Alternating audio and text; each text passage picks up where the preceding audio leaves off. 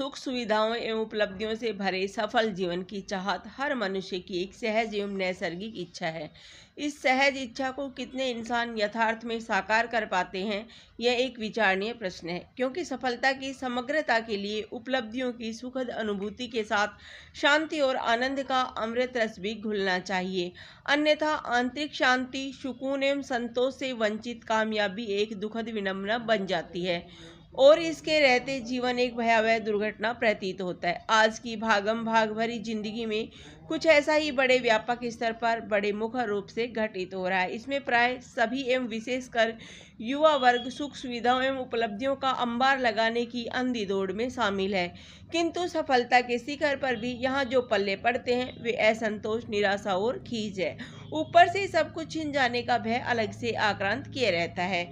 यहाँ सफलता के जो मायने तय किए गए हैं वे अपनी चरम परिणति में जीवन रूपी वृक्ष को समुन्नत करने के बजाय उसकी जड़ों पर कुठारघात करने वाले घातक अस्त्र ही सिद्ध होते हैं।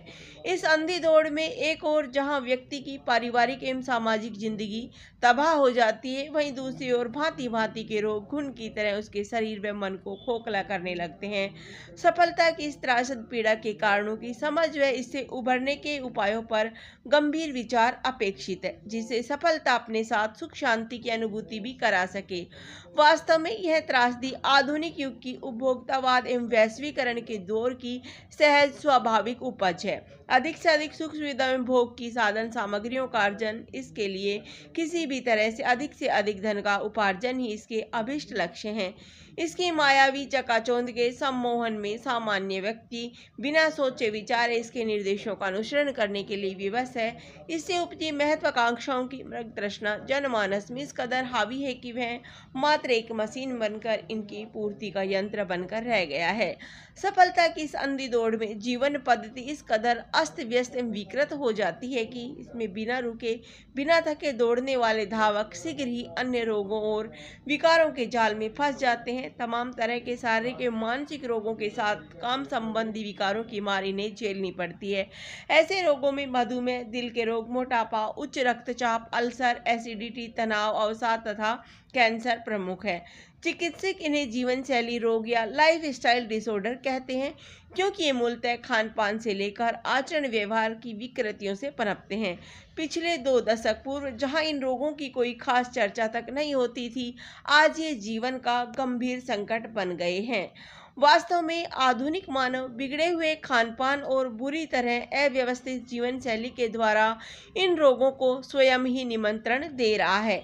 तेज रफ्तार जिंदगी के शोर शराबे में व्यक्ति को पता भी नहीं चलता कि कब दबे पांव इन रोगों ने उसके शरीर व मन में अड्डा जमा लिया है।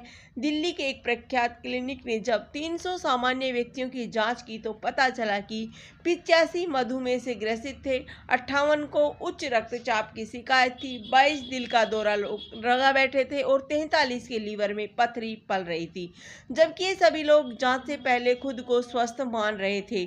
महत्वाकांक्षाओं की मृग तृष्णा में भटकते लोगों की माया नगरी मुंबई में भी ठीक यही हाल है।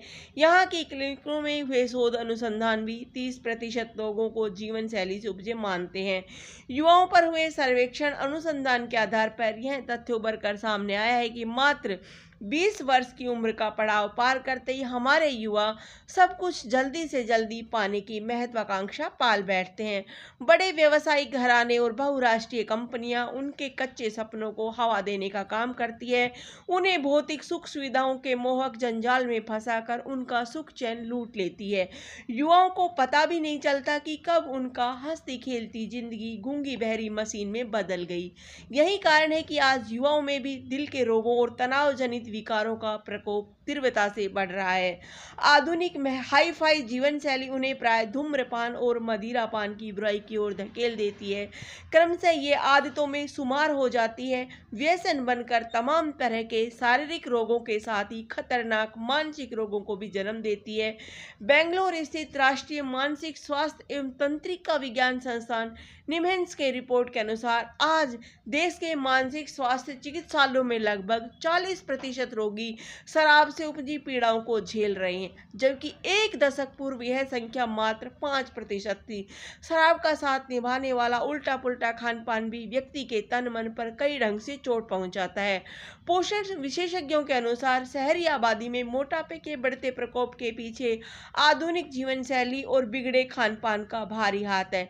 नित नई ऊंचाइयों को छूने की अंधी दौड़ में अस्त व्यस्त जीवन और अत्यधिक तनाव ही पल्ले पड़ता है। स्वस्थ जीवन का प्राकृतिक टॉनिक नींद भी इसका शिकार बनता है। एक और जहां यह विकृत जीवन शैली आंखों की नींद चुरा लेती है, दूसरी ओर कई बार ऐसा भी होता है कि व्यक्ति दिन भर उन्नीदा सा रहता है। दोनों ही स्थितियां खतरनाक है, जिनका सही उपचार अपेक्षित है, किंतु सामान्यतः रोज नींद की गोलियां गटकना ही इनका सरल।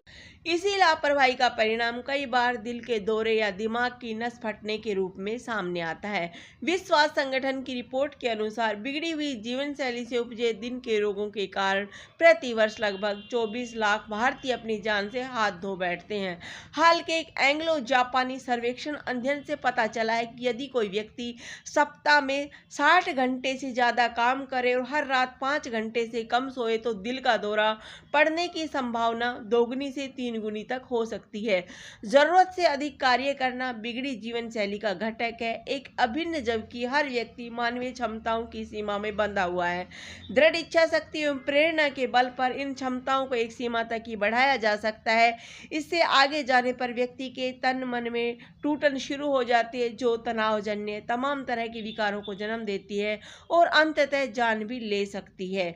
उपभोक्तावाद और वैश्वीकरण के वर्तमान दौर में यदि हम उपलब्धियों के सुखद एहसास के साथ सफल जीवन की सुख शांति भरी खुशहाली को पाना चाहते हैं, तो इसके लिए सर्वप्रथम अपनी चिंतन पद्धति एवं जीवन शैली को व्यवस्थित करना होगा।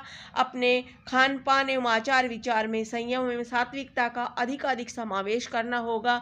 यह भी सुनिश्चित करना होगा कि हमारे जीवन के सभी पहलुओं के बीच आदर्श संतुलन कायम हो, कोई भी एक पक्ष जरूरत से ज्यादा हावी न हो। कामकाज के साथ खेलकूद, मनोरंजन, विश्राम और नींद भी हमारे जीवन के आवश्यक पहलू हैं। जरूरत से ज्यादा काम या ओवरवर्क का सबसे ज्वलंत उदाहरण जापानी लोग हैं, जहां आजकल इसी कारण से आत्महत्याओं की दरें बढ़ती जा रही है। जबकि सफल, स्वस्थ एवं सार्थक जीवन के लिए यह जरूरी है कि हम अपने व्यावसायिक और घरेलू जीवन के बीच एक संतुलन स्थापित करें। संतुलन ऐसा हो कि हमारी क्षमताओं का न केवल इष्टतम उपयोग बल्कि इनमें निरंतर बढ़ोतरी भी होती रहे। किंतु इसके विपरीत जब व्यक्ति अपने व्यावसायिक जीवन में पूरी तरह डूब जाता है तो धीरे धीरे उसकी शारीरिक, मानसिक और भावनात्मक क्षमताएं चूकने लगती है। परिणाम स्वरूप व्यक्ति की कार्य क्षमता घटने लगती है। निराशा और खींच के कारण उसे मानसिक विकार घेरने लगते हैं। हताश, निराश एवं कुंठा के पलते बढ़ते वह गहन अवसाद का शिकार हो जाता है। आजकल कॉरपोरेट जगत में इसका प्रकोप बढ़ता जा रहा है। इस दशा को बर्नआउट कहा जाता है। चिकित्सकों ने इसे क्रोनिक फैटिग इम्यूनोडिफिशियंसी सिंड्रोम नाम दिया है। अमेरिका में इसे तेजी से उभरता हुआ संक्रामक रोग माना जा रहा है। हार्वर्ड यूनिवर्सिटी की एक रिपोर्ट के अनुसार विश्व के लगभग 1% मैनेजर इस रोग के शिकार हैं। जापान के लगभग 1/3 अधिकारी इसकी गिरफ्त में हैं। इससे त्रस्त रोगों को हर समय थकान तो रहता ही है, इसके साथ हल्का बुखार और पेशियों, जोड़ों में दर्द भी हो सकता है। इसके अतिरिक्त खराब गला, पेट में दर्द, गांठों में सूजन जैसी शिकायत भी पनप सकती है। भुलक्कड़पन और जुबान पर सही शब्द न आने की समस्या भी बढ़ जाती है। वास्तव में यह रोग व्यक्ति की तमाम रोगों से लड़ने की सामर्थ्य को छीन लेता है। साथ ही उसके शरीर में उत्साह और उल्लास का संचार करने वाले रसायन व हार्मोन बनने भी बंद हो जाते हैं। परिणाम स्वरूप निराशा, खीज और अवसाद हावी होने लगते हैं। दुनिया के कई बेहद कुशल और प्रभावी प्रबंधक इस सिंड्रोम के कारण पतन के गर्त में गिर चुके हैं। इसके लिए महत्वाकांक्षाओं की मृग तृष्णा से बाहर निकलकर सोच विचार को व्यवहारिक धरातल पर लाकर आगे बढ़ना होगा और इन क्रियाकलापों और लक्ष्यों के बीच व्यवहारिक संतुलन होना चाहिए। अपने ऊपर उतना ही काम लादना चाहिए जितना तन मन सह सके। इसके लिए अपनी वास्तविक क्षमताओं का सही आकलन आवश्यक है।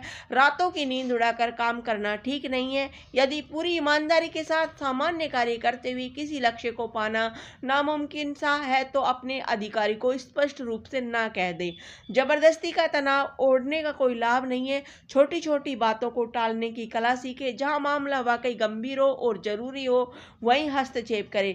किसी भी नए काम से उपजने वाले तनाव और होने वाले लाभ का तुलनात्मक विश्लेषण अवश्य करें। जहां तक संभव हो सारी जिम्मेदारी अकेले अपने ऊपर न ओढ़े, टीम बनाकर कार्य को अंजाम देने की कोशिश करें।